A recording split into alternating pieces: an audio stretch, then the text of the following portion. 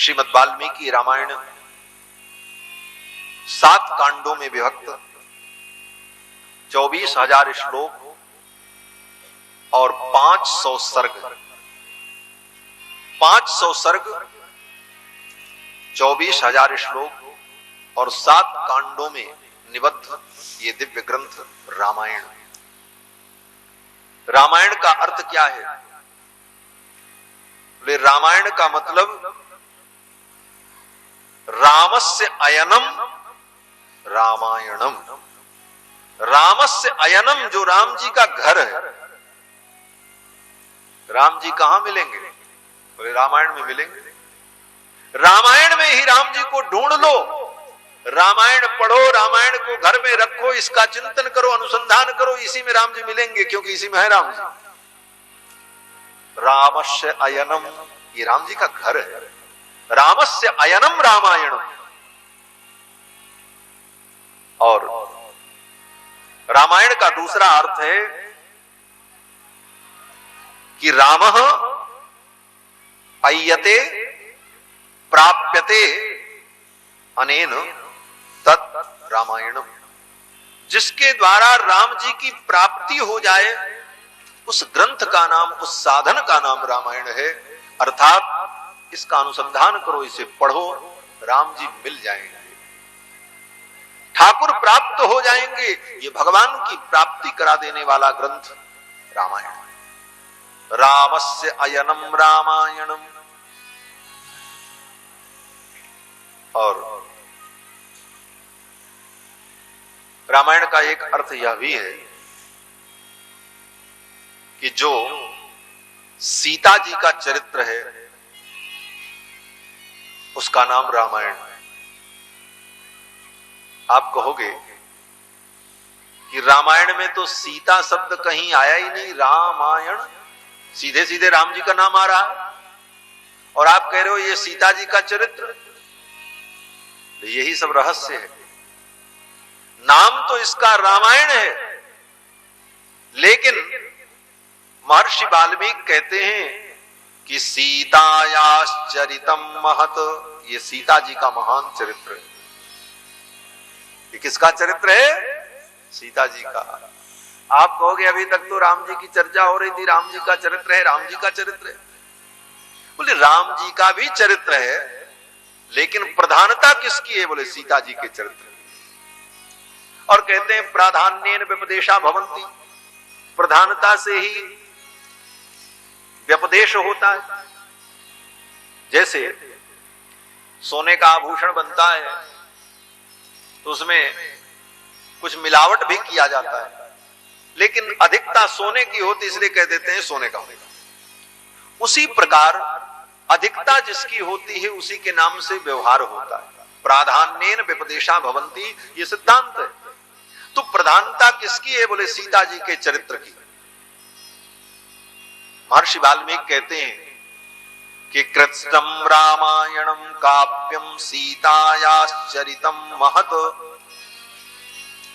ये संपूर्ण रामायण 24,000 श्लोकों में निबद्ध सीतायाश्चरितम महत, ये सीता जी का महान चरित्र है।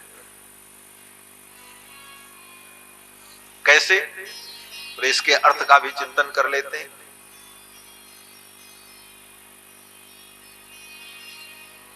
रमा के चरित्र को कहते हैं राम।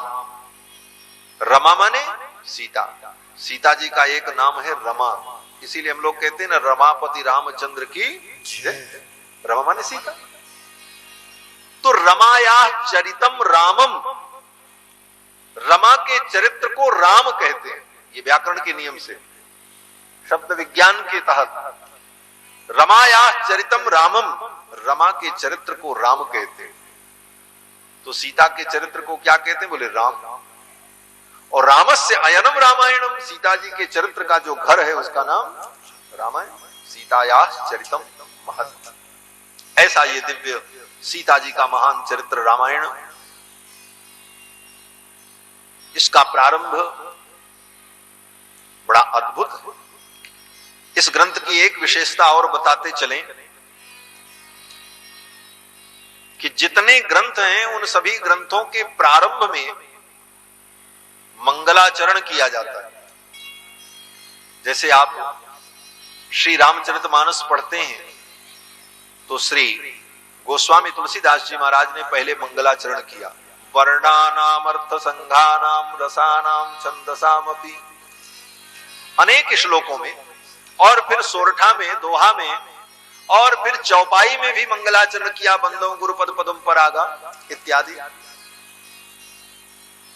भागवत पढ़ो तो भागवत में भी सबसे पहले मंगलाचरण मिलेगा। जन्माद्यस्य यतोन्वयादितरतश्चार्थे स्वविज्ञस्वराट। सत्य स्वरूप परमात्मा को प्रणाम करके वेदव्यास जी भागवत की रचना कर रहे हैं। कोई भी ग्रंथ आप पढ़ो पहले मंगलाचरण रहता है। लेकिन वाल्मीकि रामायण ही एक ऐसा अद्भुत ग्रंथ है जिस ग्रंथ के प्रारंभ में महर्षि वाल्मीकि ने मंगलाचरण नहीं किया, सीधे कथा ही शुरू हो गई, मंगलाचरण है ही नहीं। क्यों नहीं मंगलाचरण किया? बोले महर्षि वाल्मीकि ने सोचा मंगलाचरण की आवश्यकता ही नहीं है। क्यों आवश्यकता नहीं? बोले मंगलाचरण किया क्यों जाता है? बोले मंगलाचरण इसलिए किया जाता है कि कोई विघ्न न हो, अमंगल न हो। मंगल के लिए मंगलाचरण किया जाता है। तो महर्षि वाल्मीकि ने सोचा कि जिसके चरित्र का मैं वर्णन करने जा रहा हूं वो तो मंगल का भी मंगल है, वो मंगल भवन अमंगल हारी है, और मंगल भवन अमंगल हारी के चरित्र का मैं वर्णन करने जा रहा हूं, यहां अमंगल की कोई आशंका ही नहीं। पवित्राणाम पवित्रम यो मंगलानाम च मंगलम, दैवतम देवतानाम च भूतानाम यो व्ययः पिता। दैवतम देवतानाम च, जो देवताओं के भी दैवत हैं, देवता के भी देवता हैं। पवित्राणाम पवित्रम यो, जो पवित्र को भी पवित्र करने वाले हैं। मंगलानाम च मंगलम, जो मंगल को भी मंगल बनाने वाले हैं। ऐसे मंगल भवन अमंगल हारी परमात्मा श्री राम, उनकी कथा ही सारे जगत का मंगल करने वाली है। मंगल करन कलिमल हरन तुलसी कथा रघुनाथ की। ऐसे रघुनाथ के चरित्र को कहने के लिए अलग से किसी मंगलाचरण की जरूरत नहीं है, क्योंकि ये चरित्र ही स्वयं में मंगलमय है। ये सारे जगत का मंगल करने वाला है। आप कहोगे सारे जगत का मंगल करने के लिए जिस चरित्र का मंगलमय चरित्र का वर्णन करने जा रहे हैं उसके पहले मंगलाचरण कर लो, क्योंकि आपके मंगलमय चरित्र में कोई अमंगल न हो।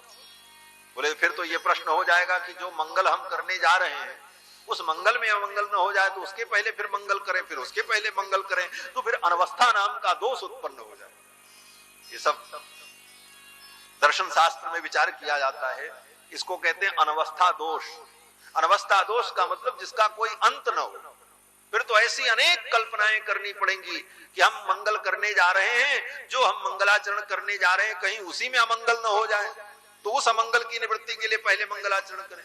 अब जिस मंगलाचरण को करने जा रहे हैं कहीं उसमें अमंगल न हो जाए तो उसके पहले एक मंगलाचरण करें। फिर तो कब तक करते रहेंगे, मंगलाचरण ही होता रहेगा, वो कार्य प्रारंभ ही नहीं होगा। इसलिए महर्षि वाल्मीकि ने विचार किया मंगलानाम च मंगलम, जो परम मंगलमय भगवान हैं, मंगल भवन अमंगल हारी हैं, उनके चरित्र का मैं वर्णन करने जा रहा हूं, इसलिए अलग से कोई मंगल करने की आवश्यकता नहीं है। इसलिए महर्षि वाल्मीकि ने मंगलाचरण नहीं किया। सबसे पहले ओम प्रणव का उच्चारण किया। ओम तपस्वाध्याय निरतम तपस्वी वाग्विदांबरम नारदम परिपप्रच्छ वाल्मीकिर्मुनि पुंगवम। देखो वाल्मीकि रामायण के पहले श्लोक के प्रारंभ में ओम लगाया गया। ओम केवल वेद मंत्रों में लगता है, बाकी लौकिक श्लोकों में ओम नहीं लगता। जैसे कृष्णाय वासुदेवाय हरये परमात्मने, उसमें ओम नहीं है। बाकी भागवत के इतने श्लोक हैं उसमें ओम लगाने की जरूरत नहीं। परंतु वाल्मीकि रामायण जब प्रारंभ होती है तो सबसे पहले श्लोक में ओंकार का प्रयोग किया गया है। ओम तपस्वाध्याय निरतम तपस्वी वाग्विदाम्बरम नारदम परिपप्रच्छ वाल्मीकिर्मुनिपुंगवम। ओम का प्रयोग क्यों किया गया है? क्योंकि वेद के पहले ओम का प्रयोग किया जाता है और ये रामायण वेदावतार है, वेदावतार है। इसलिए वाल्मीकि रामायण के प्रारंभ में ओम का उच्चारण करके महर्षि वाल्मीकि इस कथा का वर्णन करते हैं। तपस्वाध्याय निरतम तपस्वी वाग्विदाम्बरम नारदम परिपप्रच्छ वाल्मीकिर्मुनिपुंगवम। एक दिन महर्षि वाल्मीकि अपनी कुटिया में बैठे थे। ब्रह्म मुहूर्त प्रातः काल की वेला थी। उसी समय श्री नारद जी महाराज आए। और ये कब की घटना है? बोले जब भगवान श्री राम अयोध्या के सिंहासन पर विराजमान होकर के राज्य का संचालन कर रहे हैं। आज से 9,32,000 वर्ष पहले की। इसके पहले द्वापर बीत गया। द्वापर के पहले त्रेता युग में रावण का वध करने के बाद भगवान श्री राम जब अयोध्या के सिंहासन पर आरूढ़ हुए और उनका राज्य चल रहा था, उस समय की यह घटना है। महर्षि वाल्मीकि तमसा नदी के तट पर निवास करते। तमसा नदी अयोध्या से दक्षिण दिशा में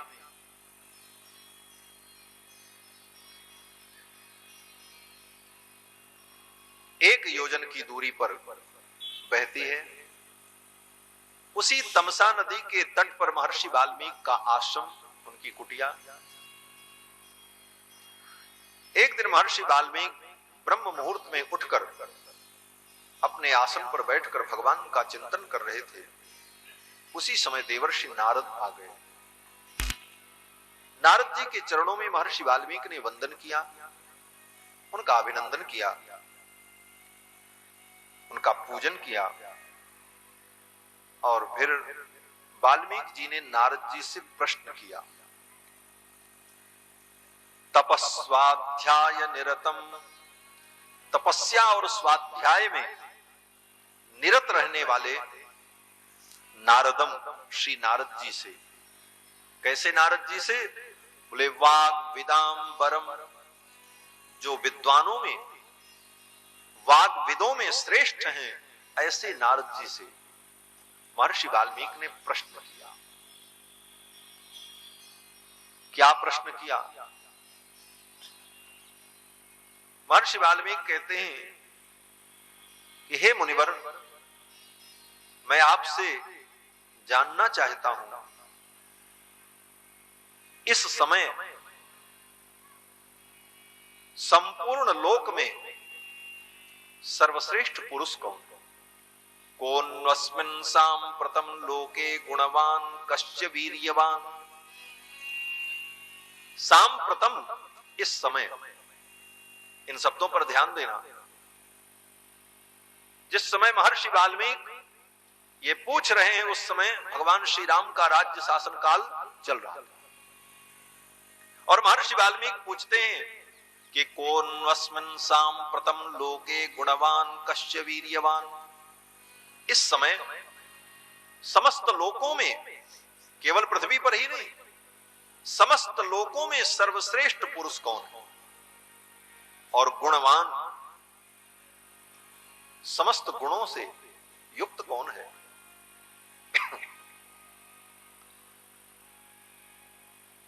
वीर्यवान, सर्वश्रेष्ठ पराक्रमी कौन है? चारित्रेण चको युक्तः, और इन गुणों के साथ साथ चरित्रवान कौन है? सर्वभूतेषु को हितः, समस्त प्राणियों का हित करने वाला, समस्त प्राणियों का हितैषी कौन है? ये सब महर्षि वाल्मीकि ने नारद जी से पूछा है।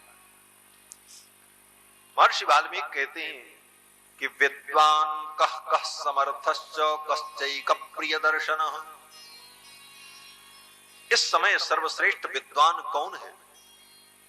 जो सर्वसमर्थ हो, सबको प्रिय हो, आत्मवान, और वो आत्मवान हो, आत्मज्ञ हो, जितक क्रोध हो, जिसने अपने क्रोध को जीत लिया हो, और इसके साथ साथ उसके अंदर ऐसा क्रोध हो कि जब वो क्रोध करे तो चंद्रमा और सूर्य भी उससे भयभीत हो जाए।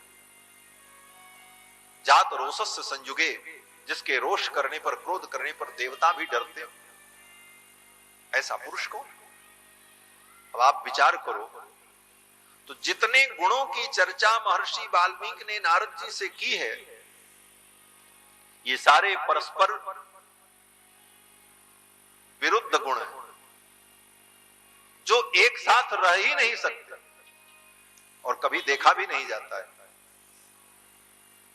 नारद जी से कहते हैं वाल्मीकि जी, गुणवान कश्च वीर्यवान, जो गुणवान भी हो और वीर्यवान भी हो, पराक्रमी भी हो।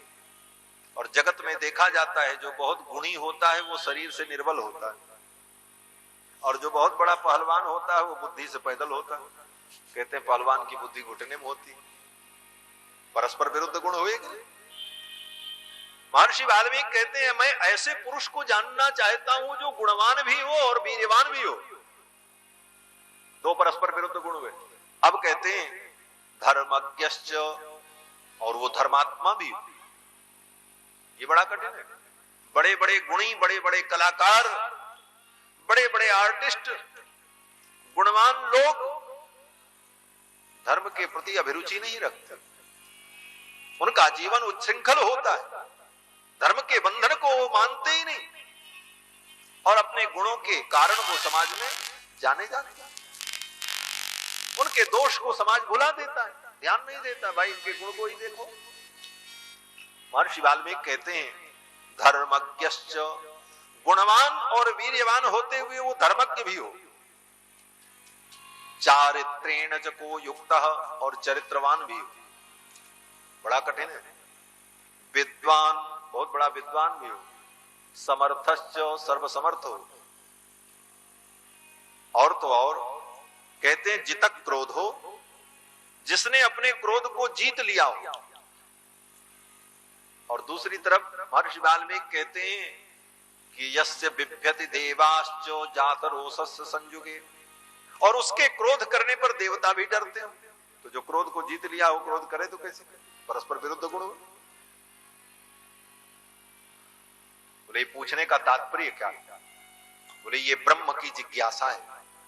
अथा तो ब्रह्म जिज्ञासा, जो वेदांत में कहा गया, ब्रह्म की जो जिज्ञासा की गई है, वही ब्रह्म जिज्ञासा महर्षि वाल्मीकि के मुख से प्रकट हो रही है। जैसे वेदों में लिखा है कि समित पाणिम श्रोत्रियम ब्रह्म निष्ठम गुरुम अभिगच्छेत। शिष्य का कर्तव्य क्या है कि गुरु के चरण में जाए और गुरु जी के चरणों में प्रणाम करके, पत्र पुष्प अर्पित करके, और तब उनसे जिज्ञासा करे। और ऐसे शिष्य की जिज्ञासा में गुरु लोग तत्व का बोध प्रदान करते हैं। यही तत्व बोध प्राप्त करने की शास्त्र सम्मत विधि है। तद्विद्धि प्रणिपातेन परिप्रश्नेन सेवया। गीता में भी भगवान श्री कृष्ण कहते हैं अर्जुन, प्रणिपात पूर्वक पूजन करके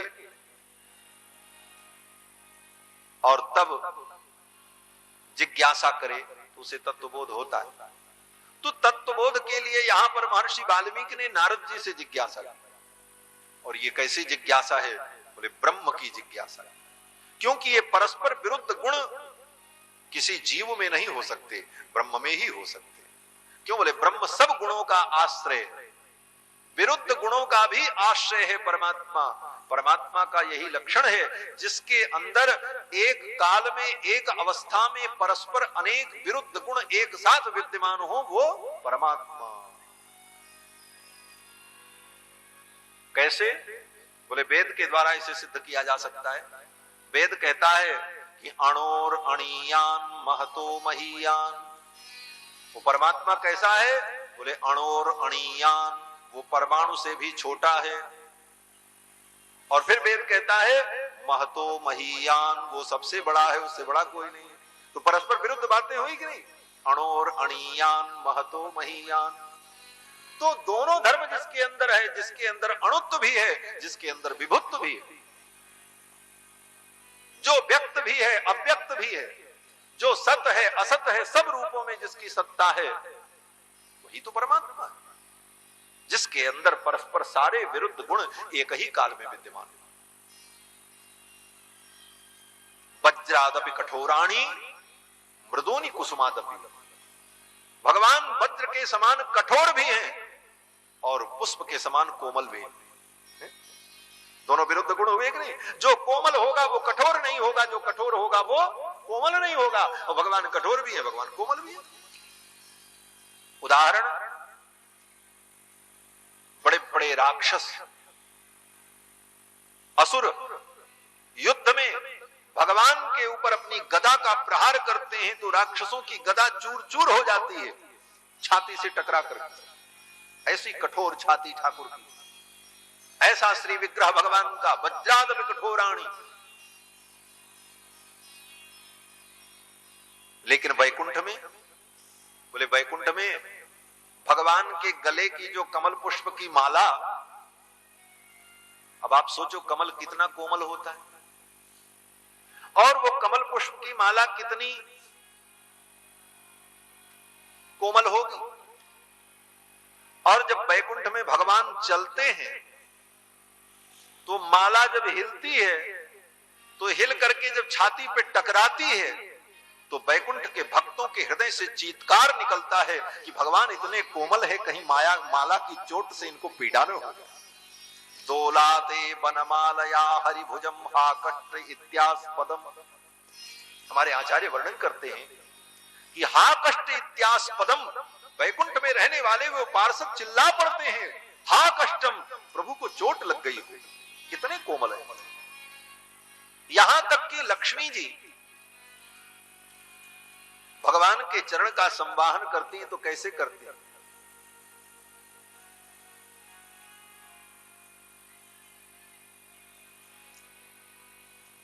बोले भगवान के चरणों का संवाहन लक्ष्मी जी अपने हाथ से नहीं करती।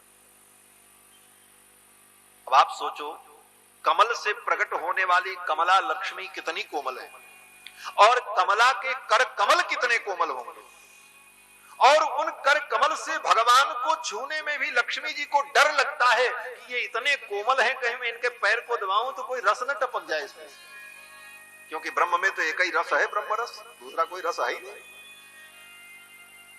तो लक्ष्मी जी को भी भय लगता है कि कहीं मैं इनके चरण को दबाऊंगी तो कहीं इनको पीड़ा न हो जाए। तो अपने कर कमल की छाया से भगवान के चरण का संवाहन करती हैं। वेद व्यास जी ने वर्णन किया है। लक्ष्मी जी भगवान के चरण के ऊपर केवल ऐसे ऐसे हाथ करती, बस हाथ की छाया पड़ती है भगवान के ऊपर। हाथ से छूने में भी लक्ष्मी जी को संकोच होता है कि मेरे हाथ कठोर हैं और ये अत्यंत कोमल है। कोमलता की पराकाष्ठा और कठोरता, बोले वज्रादपि कठोराणी, वज्र से भी ज्यादा कठोर। तो परस्पर विरुद्ध धर्म हुए और ये विरुद्ध धर्म के जो आश्रय हैं वही भगवान है। सारे विरुद्ध धर्म जिस परमात्मा के आश्रय में रहते हैं वो परमात्मा भगवान श्री राम, जो समस्त विरुद्ध धर्मों के आश्रय हैं।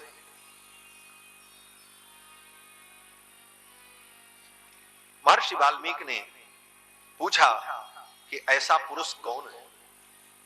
एतदिच्छाम्यहं श्रोतुम परम कौतूहलम हि मे। मुझे बहुत कौतूहल है, मैं ऐसे पुरुष को जानना चाहता हूं, आप बताओ। तो नारद जी ने कहा, हम ही से क्यों पूछ रहे हो, किसी और से पूछ लिया होता, हम ही मिले थे ऐसा विलक्षण प्रश्न करने के लिए। तो महर्षि वाल्मीकि कहते, मैं तो पूछ किसी से भी लेता, लेकिन इसका उत्तर देने का सामर्थ्य सबके अंदर नहीं है। कोई ऐसा वैसा प्रश्न थोड़ी कि चाहे अरे गहरे नथु खैरे कोई भी इसका उत्तर दे दे। अरे इसके लिए सामर्थ्य चाहिए और वो सामर्थ्य आपके अंदर। महर्षि वाल्मीकि कहते हैं कि महर्षे त्वं समर्थोसी, हे मुनिवर आप समर्थ हैं, ज्ञातुमेवं विधम नरम, ऐसे पुरुष को जानने में आप समर्थ हैं और आप ही बता सकते हैं, इसीलिए मैं आपसे पूछ रहा हूं। और इतना पूछ करके महर्षि वाल्मीकि जब चुप हो गए तो श्री नारद जी कहते हैं, हे मुनिवर अब मैं तुम्हें सुनाता हूं। मुने वक्ष्याम्यहं बुद्ध्या तैर्युक्त श्रूयताम नरः,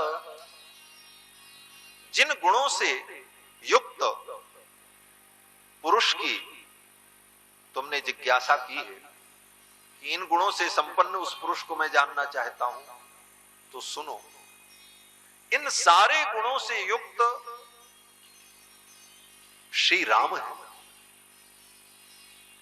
कौन से श्री राम? बोले आज बताने की जरूरत नहीं है कौन से राम, इनके नाम से कोई अपरिचित नहीं। और ये आज ही नहीं, उस समय भी यही स्थिति थी। नारद जी कहते हैं कि इक्ष्वाकु वंश प्रभवो रामो नाम जनई श्रुतः, इक्ष्वाकु के वंश में उत्पन्न होने वाले श्री राम। कैसे राम? बोले रामो नाम जनई श्रुतः, जन जन की जिह्वा पर जिनका नाम है, और केवल मृत्युलोक के प्राणियों की जिह्वा पर ही नहीं, ब्रह्मलोक, शिवलोक, पितृलोक, समस्त लोगों के प्राणी जिनके नाम का जप करते रहते हैं, जिनकी जिह्वा पर भगवान का नाम रहता है, श्री राम नाम, वो राम जो वर्तमान में इक्ष्वाकु वंश में प्रकट है। इक्ष्वाकु वंश प्रभवो रामो नाम जनई श्रुतः, नियतात्मा महावीर्यो, ऐसे वो नियत आत्मा महावीर्य महापराक्रमी, इन सारे गुणों से संपन्न। और नारद जी ने जब वर्णन प्रारंभ किया तो भगवान के 68 गुणों का वर्णन किया। सब बहुत विवेचना का विषय है। महर्षि वाल्मीकि ने जब पूछा तो भगवान के 16 गुण की चर्चा की, 16 गुणों का नाम लिया। और नारद जी ने जब उत्तर देना प्रारंभ किया तो भगवान के 68 गुणों का वर्णन करते हुए भगवान के स्वरूप का वर्णन किया। देखो यही कथा है। कथा क्या है? सबको मालूम है भगवान श्री राम परमात्मा है, सबके स्वामी, और वही हम सुनने के लिए बैठे हैं। लेकिन प्रधानता किसकी है? बोले भगवान के गुणों की। भगवान के गुणों का अनुसंधान ही कथा है। अनेक अनेक उपाख्यानों के माध्यम से भगवान की करुणा, भगवान की दया, भगवान की सूरता, भगवान की वीरता, भगवान का सौंदर्य, भगवान के ये जो दिव्य कल्याण गुण हैं, इन गुणों का अनुभव चिंतन यही कथा है। कथा में यही अनुभव होता है। बाकी कथानक तो इतिहास के रूप में सबको मालूम है, लेकिन कथा में आकर के उन गुणों का हम चिंतन करते हैं, उन गुणों का हम अनुभव करते हैं। और देखो, माया के गुणों से मुक्त होने के लिए परमात्मा के गुणों के चिंतन की आवश्यकता है। माया के गुण क्या हैं? बोले सतोगुण, रजोगुण, तमोगुण, ये तीनों गुण माया के। और माया के गुणों का चिंतन करने के कारण ही हम माया के बंधन में पड़े। और माया के गुणों का चिंतन छोड़ करके मायापति के गुणों का चिंतन करें, यही माया से मुक्ति का उपाय है। और देखो, गुण का एक अर्थ होता है रस्सी। रस्सी को गुण कहते हैं। रस्सी का एक नाम है गुण संस्कृत में। तो जब माया के गुण का हम चिंतन करते तो माया का गुण हमें बांध लेता है। गुण माने रस्सी, माया की रस्सी हमें बांध लेती है, माया के बंधन में हम बंध जाते हैं। और जब भगवान के गुण का चिंतन करते हैं तो भगवान के गुण में बंध जाते हैं। भगवान का गुण भी रस्सी है, लेकिन वो कैसी रस्सी है? बोले प्रेम की डोरी। माया का चिंतन करने पर, माया के गुण का चिंतन करने पर माया की डोरी में हम बंधते हैं, और परमात्मा के गुणों का चिंतन करने पर परमात्मा के प्रेम की डोरी में हम बंध जाते हैं। यही प्रेम बंधन है। बंधन प्रेम को सबते न्यारो, या में परमेश्वर बन जाए। परमात्मा के गुणों का चिंतन करते हुए उस प्रेम के बंधन में हम स्वयं बंध जाते हैं और परमात्मा को उस प्रेम के बंधन में हम बांध लेते हैं। यही परमात्मा के गुण का चिंतन है। श्री नारद जी महाराज वर्णन करने लगे और श्री नारद जी ने 100 श्लोक में महर्षि वाल्मीकि को राम कथा सुनाई। 100 श्लोक में नारद जी ने जो राम कथा सुनाई है, इसी को मूल रामायण कहते हैं। ये वाल्मीकि रामायण के बालकांड का पहला सर्ग है, 100 श्लोक, यही मूल रामायण है। इन्हीं 100 श्लोकों को सुन करके महर्षि वाल्मीकि ने पूरे रामायण का विस्तार किया और फिर वाल्मीकि जी की रामायण को पढ़ करके सुन करके दुनिया के कवियों ने अनेक रामायण को प्रकट किया। तो सबका मूल है, इसलिए इसका नाम मूल रामायण है। 100 श्लोक है और ये 100 श्लोक अगर व्यक्ति रोज पढ़ ले, एक छोटी सी पुस्तिका के रूप में भी ये आती है, गीता प्रेस से छपी है अर्थ सहित। मूल रामायण का व्यक्ति रोज पाठ कर ले तो उसे चारों वेदों को पढ़ने का जो पुण्य है वही पुण्य उसे प्राप्त होता है, क्योंकि सब रामायण का ये मूल है। और मूल रामायण में संक्षेप में पूरा रामचरित्र नारद जी ने महर्षि वाल्मीकि को सुनाया।